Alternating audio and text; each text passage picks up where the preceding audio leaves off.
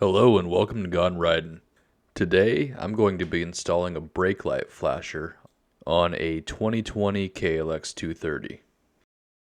What a brake light flasher does is, as I'm sure you've guessed, flashes the brake light when you hit it. This one in particular flashes 3 times fast, 3 times slow, and then stays steady. Having a brake light flasher can really help you be seen by drivers behind you when you're stopping. I also installed a LED brake light. This right here is before I installed the LED light and the flasher. Let's get started.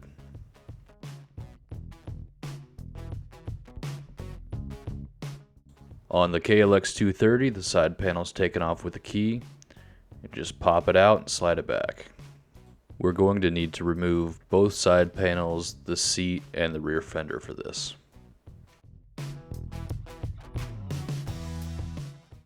To remove the brake light cover, there's 2 screws down at the bottom and then 2 clips on top. Once the screws are out, we'll pry the top down and it'll pop right out.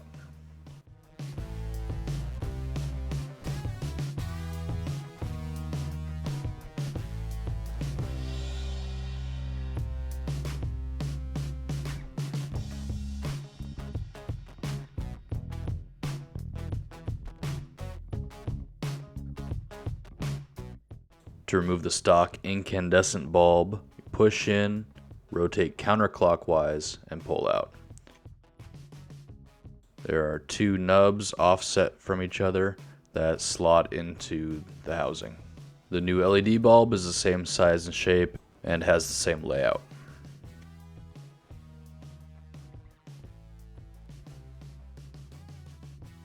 Installing the new bulb is the opposite of removal.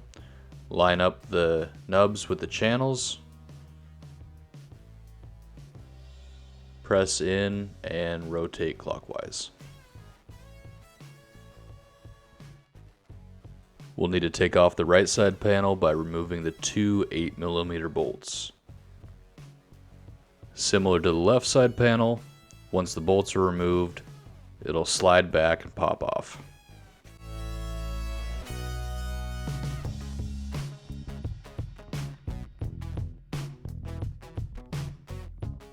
Now we have access to the 8mm bolts holding the seat on. There's 1 on each side.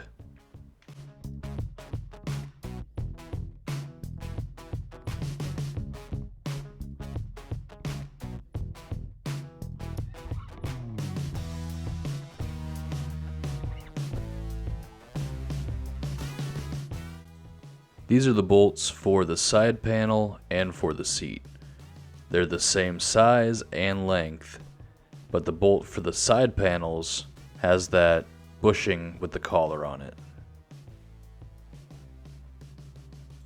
Now that the seat bolts are removed, we can lift the back of the seat and slide it back out of its channels. The front of the seat connects in 2 places, each one slides into the corresponding bracket.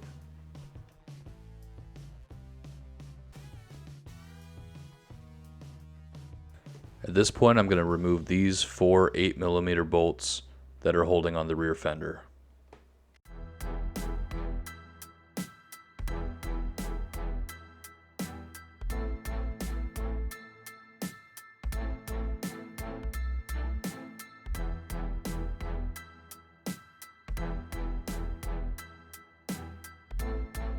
Once the bolts are removed, slide the rear fender forward out of the bracket.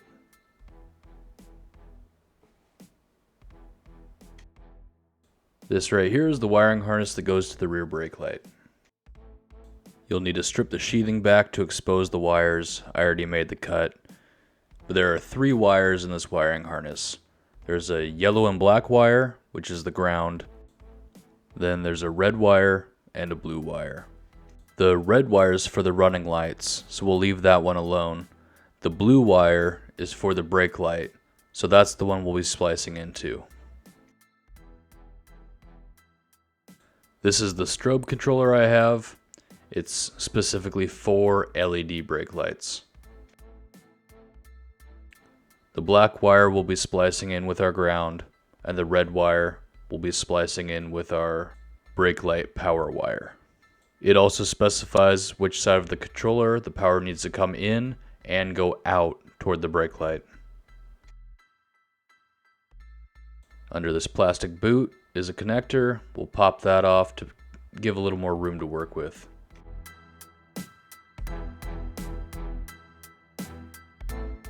Like I said before, the red wire we'll be leaving alone because that's for the running lights. The blue and the black wire are the ones we'll be splicing into. Whenever you splice wires like this, you always want to make sure you move down an inch or two from the connector. That way you have enough wire to work with. And if you happen to mess up, you have enough wire to re-splice back together. So during this, I'm just going to cut the wire. I'll use crimp-on butt connectors to splice the wires together. And I prefer to use heat shrink instead of electrical tape to cover the wires.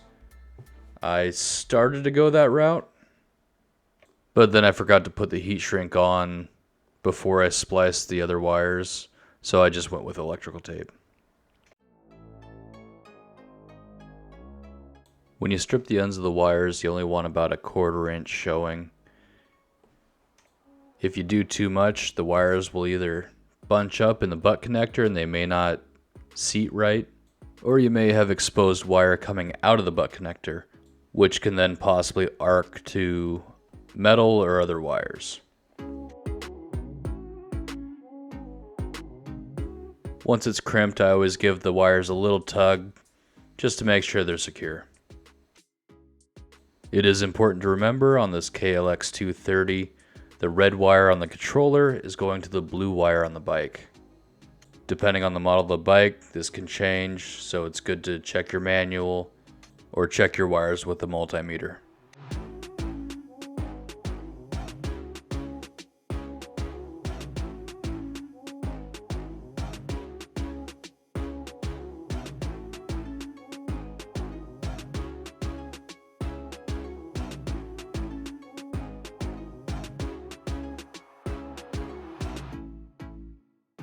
The ends of the wires on this controller were pre-stripped, but they were a little over a 1/2 inch long, so I twisted them tight, then cut a little bit off.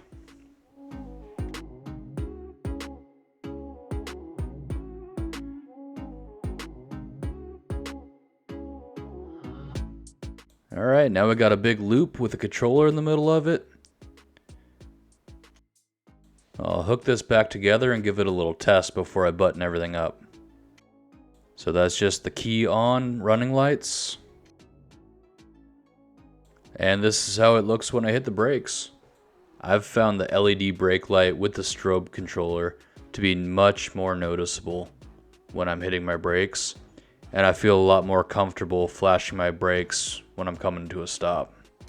And even if I'm already stopped at a stoplight and somebody's coming up behind me, I'll give my brakes another squeeze just to make it that much more visible. Alright, the top of the brake light cover just pops into place, and then I'll put the 2 screws back in the bottom.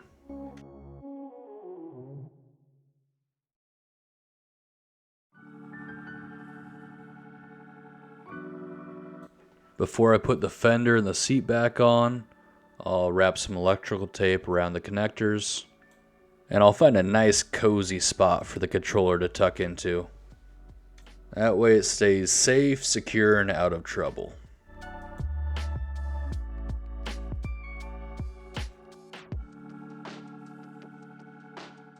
I'm just making sure all the wires are back in their looms, safe and secure, they're not going to move. And everything's tucked into place.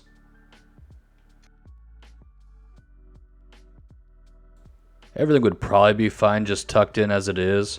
I'm going to add 1 zip tie wrapping around one of the existing wires and the new wires for the controller, just as a little extra to keep it in place.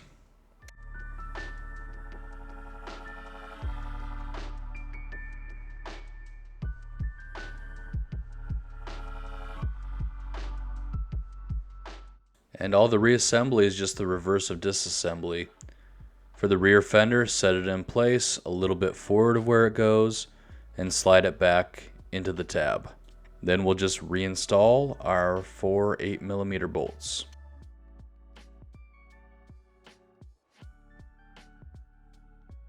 Our seat goes on next. You'll want to tilt it forward and slide it up so the tabs slot into the brackets on the tank. Just want to make sure the tabs on the back of the seat that the bolts go through are on the outside of the brackets on the frame.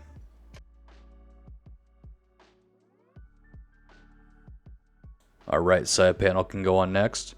Just remember to slide the tabs that are on the side panel up and forward into the slots on the plastics. It's the same process with the left side panel, you just need a key instead of bolts. And here we are, finished product. The LED brake light along with the strobe, although it doesn't show up well in these bright conditions in the camera, makes an immense difference on the road. Riding a motorcycle can be dangerous in the best of conditions, so why not take any advantage you can get to stay safe? And that's all I have. Thank you for following along with me. Please remember to like, share, subscribe. Ride safe and have a great day. Check the mic and make sure it sound right, boys.